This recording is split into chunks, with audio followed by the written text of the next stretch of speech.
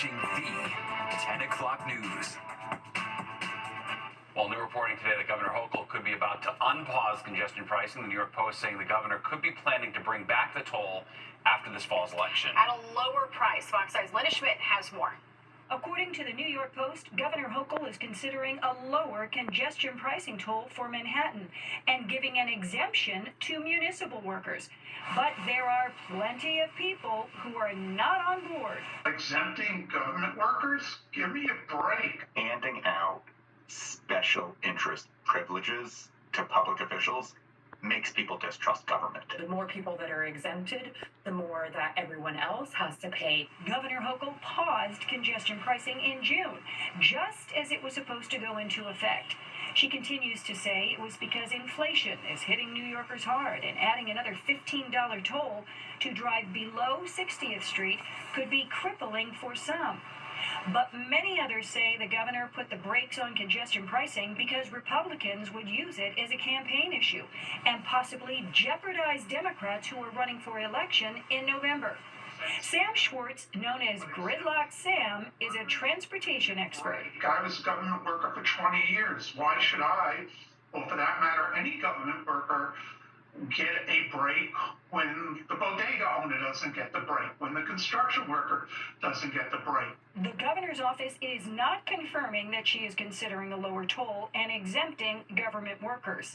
Instead, her office issued this statement saying in part, Governor Hochul believes a $15 daily toll is just too much for working people trying to get by in today's economy. That's why she is exploring multiple options with legislative leaders. New York City employs over 300,000 workers, so to unilaterally give carve-outs to that many people, it would gut the program. Governor Hochul has described the pause as being indefinite. New Yorkers will eventually learn how long indefinite is. Linda Schmidt, Fox 5 News.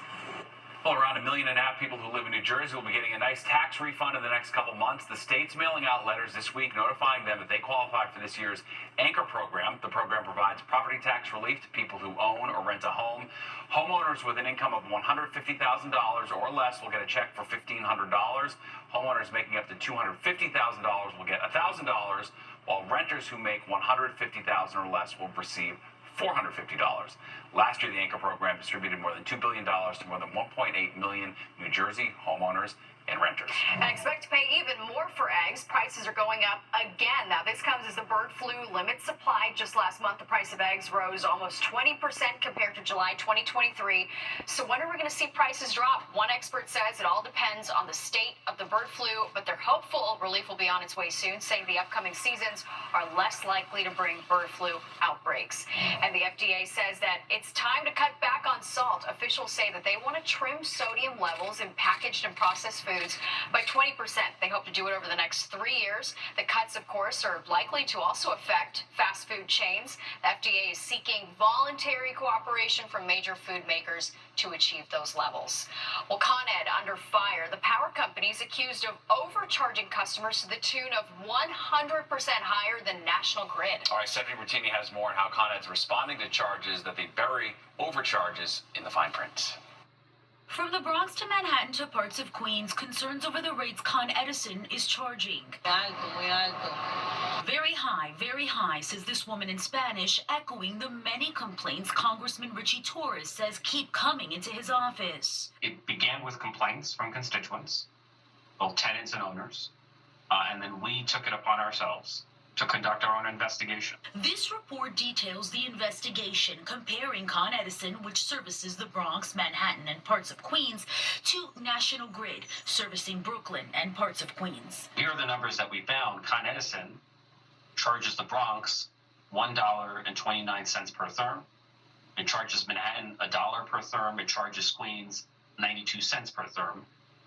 By contrast, National Grid charges much lower rates.